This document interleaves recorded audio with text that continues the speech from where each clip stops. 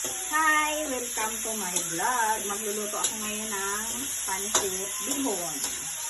May special tip. Magaling ako sa pancit bihon, akala nyo.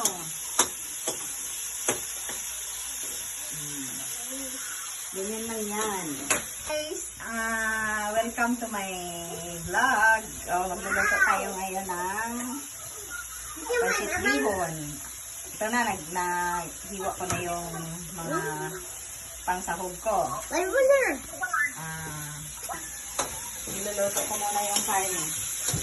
Kailangan siya brown talaga siya. Ayaw ko kasi nung gusto ko talaga cook talaga masyado. Kasi ang lasa niya pumupunta talaga sa bihon.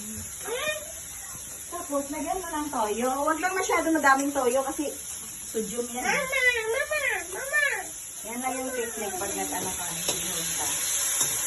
Huwag masyado toyo kasi. Tapos, lagyan mo ng tubig at pakuluin. Yung katamtaman lang na maluto yung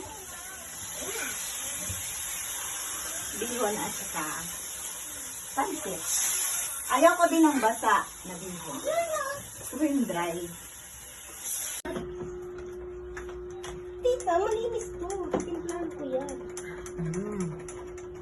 Yan na yun, natapos na akong magbihon. Ngayon, magme-merienda na tayo, guys.